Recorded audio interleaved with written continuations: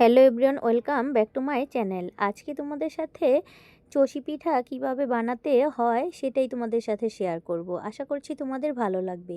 আমি প্রথমেই চাল গুঁড়ো করে নিয়ে তারপর একটা পুলি পিঠা যেমন করে বানায় সেভাবেই একটু মণ্ডটা তৈরি করে নিয়েছি। আমি সাথে একটু লবণ আর ঘি দিয়ে তারপর এই ডোটা বানিয়ে নিয়েছি চালের গুঁড়ি দিয়ে। আশা করছি তোমরা সবাই এই ডোটা বানাতে পারো, তাই আমি ডোটা ভিডিওতে বানিয়ে নিয়েছিলাম। আর এখন যেহেতু শীতকাল, পিঠে পুলি খেতে কার না ভালো লাগে, তাই ভাবলাম তোমাদের সাথে একটু চষি পিঠাটা শেয়ার করি। তোমরা অনেকেই বানাতে পারো, তাও একবার বানিয়ে দেখালাম। ভিডিওটি কেমন লাগলো অবশ্যই কমেন্ট করে জানিও। দেখো, কথা বলতে বলতে আমি কিন্তু লেচির থেকে একটু একটু মণ্ড নিয়ে তারপর হাতে ডলে তারপরে মণ্ডটা একটু লম্বা লম্বা করে তারপর কেটে নিচ্ছি। একটা রুটি বেলার পিঁড়ি নিয়েছি যাতে খুব সহজভাবেই বানানো যায়। দেখো, আগের দিনেও আমার ঠাম্মা দিদারাও কিন্তু এভাবেই বানাতো। দেখো, একটু একটু করে নিলে সব একই রকম সাইজ হবে, তাই এভাবে লম্বা করে তারপর লেচির থেকে একটু লম্বা লম্বা করে তারপর চষি পিঠাগুলো বানাচ্ছি। দেখো, তোমরা দেখলেই বুঝতে পারবে খুব সহজ বানানো। এই চষি পিঠাগুলো কিন্তু আমার মেয়েও বানাতে পারে, খুব সহজ। আর তোমরা অনেকেই হয়তো পারো।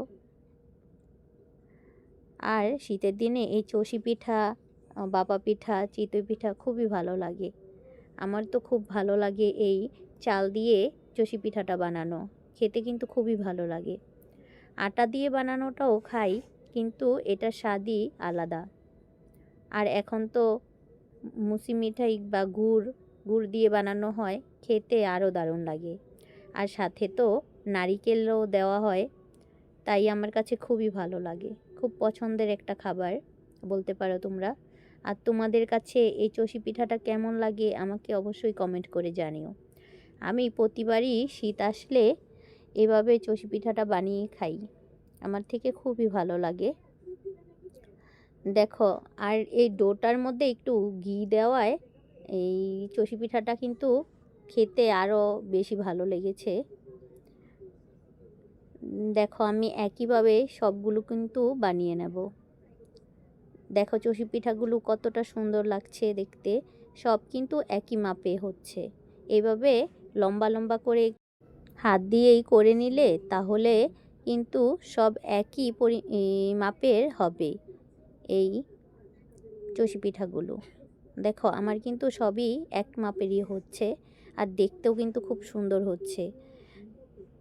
এই পিঠাগুলো দু কোনাও উঠছে কি সুন্দর। দেখো, তোমরা দেখলেই বুঝতে পারবে। আমি সব একইভাবেই বানিয়ে নিয়েছি। আর দুধটাও দুপুরে আমি একটু জাল করে রেখেছিলাম যাতে তাড়াতাড়ি রান্নাটা হয়ে যায়। আমি এই চষি পিঠাটা বানানো শিখেছিলাম আমার ঠাম্মা বানাতো সেটা দেখে। আমি ছোটোবেলা তারপর ঠাম্মাটা দেখে ঠাম্মার সাথে আমি করতাম, আমার খুব ভালো লাগতো। সেটা দেখেই শিখেছি, আর সেটা দেখেই তোমাদের সাথে শেয়ার করলাম। এখন আমার ঠাম্মা নেই, কিন্তু আমি ভুলিনি যে ঠাম্মা থেকে এটা শিখেছি। আর তখনও মনে পড়ে বানাতে নিলে যে আমার ঠাকুমাকে দেখেই তারপর শিখেছি। তোমরা শীতকালে এইভাবে চষি পিঠাটা খুব সহজভাবেই বাড়িতে বানিয়ে খেতে পারবে। আর ভিডিওটি কেমন লাগলো অবশ্যই কমেন্ট করে জানিও। আর আমি কিন্তু সবার পরিবারে যেয়ে পুরো ভিডিও দেখে তারপর লাইক কমেন্ট করে থাকি, কিন্তু অনেকেই দেখা যায় পুরো ভিডিও দেখে না, কিন্তু কমেন্ট করে চলে যায়, একটা লাইক পর্যন্ত দেয় না। আর একটা লাইক কিন্তু আমার ভিডিও বানানোর উৎসাহ বাড়িয়ে দেয়। আর তোমাদের যদি একটুকুও ভালো লাগে তাহলে অবশ্যই সাবস্ক্রাইব করে আমার পাশে থাকার অনুরোধ রইল। তাহলে আমি ভিডিও বানানোর ছাড়ার সাথে সাথে তোমাদের কাছে নোটিফিকেশন পৌঁছে যাবে। আর আমরা যদি সবাই সবার পাশে না থাকি তাহলে তো সবাই এগিয়ে যেতে পারবো না। তাই আমরা নতুন, আমাদের পাশে তোমাদের থাকার অনুরোধ রইল। আমরাও সবার পাশে আছি, সব সময় থাকবো। আর এই ইউটিউব চ্যানেলটা আমি খুব আশা নিয়েই খুলেছিলাম। এখন দেখি ভগবানের কৃপায় কী হয়। আর তোমরা আমার পাশে অবশ্যই থেকো, আমি যেন সেই আশাটা নিয়ে এগিয়ে যেতে পারি। দুধ দিয়েও চিতই পিঠাটা আমার কিন্তু খুব পছন্দের। আমি দুধ চিতইটাও করে খাই আর খুব ভালো লাগে। আর আমার মনে হয় শীতকালে পিঠাপুলি পছন্দ করে না এমন মানুষ খুব কম পাওয়া যাবে। আমার চষি পিঠা কাটা কিন্তু শেষ। এখন একটু ডো রেখে দিয়েছিলাম, ভেতরে একটু গুড় দিয়ে তারপর গুল গুল করে নিলাম। এইভাবে কিন্তু পিঠাও বানানো যায়। আমাদের ভাষায় আমরা দোলে পিঠা বলি। তোমরা কি পিঠে বলো সেটা আমাকে কমেন্ট করে জানিও। এই পিঠা তিনটাও কিন্তু দুধের মধ্যেই চষি পিঠার সাথে দিয়ে দেব। এভাবে খেতেও আমার খুব ভালো লাগে। অনেকে এই দোল্লা পিঠা জল দিয়েও বানিয়ে খায়, আমি দুধের সাথে দিয়ে দেব। তোমরা কি এই পিঠাটা কেউ চিনো? চিনে থাকলে তোমরা অবশ্যই কমেন্ট করে জানিও। আর অনেক দেশে হয়তো এরকম পিঠাই অন্য নামে চেনে, আর আমরা দোল্লে পিঠা নামেই চিনি। আমরা ছোট থেকে এই দোল্লে পিঠাই বলে সবাই আমাদের এখানে, তাই আমরাও দোল্লে পিঠাই বলি। তাই ভাবলাম একটু ডো নিয়ে এই পিঠাটা সাথে দিয়ে দিই। এটাও দুধ দিয়ে করলে খেতে ভালো লাগে, তাই ভাবলাম চষি পিঠার সাথেই এই তিনটা দিয়ে দেই, খেতে ভালো লাগবে। দেখো সবগুলো আমি বানিয়ে নিয়েছি, বেশিক্ষণ সময় লাগেনি, খুব তাড়াতাড়ি হয়ে গেছে। এখন রান্না করতে চলে যাব। দেখো সব চষি পিঠাগুলো কিন্তু আমার একই মাপের হয়েছে, কোনোটা ছোট কোনোটা বড় হয়নি, সব একই মাপের হয়েছে। তোমরা যদি এইভাবে এই লম্বা লম্বা করে তারপর চষি পিঠাগুলো বানাও তাহলে খুব সহজভাবে হয়ে যাবে আর তাড়াতাড়িও হয়ে যাবে, সব একই মাপের হয়ে যাবে।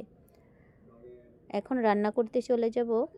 দুপুরে আমি একটু দুধটা জাল করে রেখেছিলাম, সেই দুধটা একটু গরম হওয়ার পর তারপর চষি পিঠাগুলো দিয়ে দিলাম, দিয়ে এবার রান্নাটা করে নেব। আমি বেশি করে বানাইনি, অল্প করেই বানিয়েছিলাম।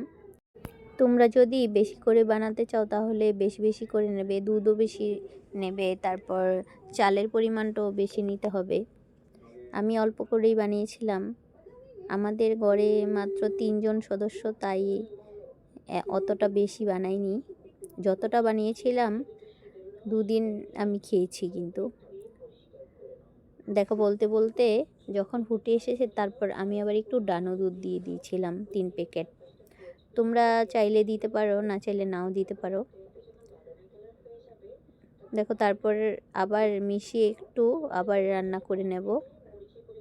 আর আমি গুড়টাও জাল করে রেখেছিলাম, কারণ খেজুরের গুড় নয়, যাতে দুধে দিলে যে দুধটা কেটে যাবে, তাই আমি জাল করে নামিয়ে রেখেছিলাম। এই চষি পিঠাটা রান্না করার পর যখন একটু ঠান্ডা হবে নিচে নামিয়ে তারপরে দিতে হবে, যাতে দুধটা কেটে না যায়। দেখো আমি নারিকেল কোড়ানো ফ্রিজে রেখে দিয়েছিলাম, সেটাই দিয়েছি, দিয়ে আবার নেড়েচেড়ে আবার কিছুক্ষণ রান্না করে নিলেই ঘন হয়ে আসবে, তখনই রান্নাটা হয়ে যাবে। দেখো প্রায় শেষের দিকেই আমার রান্নাটা ঘন হয়ে আসছে, নামানোর পর আরও ঘন হয়ে যাবে। দেখো দেখতে কতটা লোভনীয় লাগছে, খেতেও কিন্তু খুব সুস্বাদু হয়েছিল। দেখো আমার রান্নাটা হয়ে গিয়েছিল, তারপর নামিয়ে রেখে দিয়েছিলাম কিছুক্ষণ, তারপর ওই গুড়টা জাল করে রেখেছিলাম সেটা দিয়ে তারপর নেড়েচেড়ে মিশিয়ে নিচ্ছি। তোমরা তোমাদের পছন্দ মতো মিষ্টিটা দেবে। আমি আমার পছন্দ মতো মিষ্টিটা দিয়েছি। আমরা একটু মিষ্টিটা কমই খাই, তাই কম করেই দিয়েছি। তোমরা বেশি মিষ্টি পছন্দ করলে তো বেশি করে দেবে। দেখো রান্না রেডি, চষি পিঠা রান্না আমার রেডি। এবার কে কে খাবে চলে এসো। আর চষি পিঠাটা কিন্তু খুব অসাধারণ হয়েছিল, কি বলবো, তোমরা না খেলে বুঝতে পারবে না। খুবই সুস্বাদু হয়েছিল, আমারও খুব ভালো লেগেছে কিন্তু এই চষি পিঠাটা। আর আমার খুব পছন্দের খাবার এই চষি পিঠাটা। শীত আসলে আমি সবসময় খাই এই চষি পিঠাটা।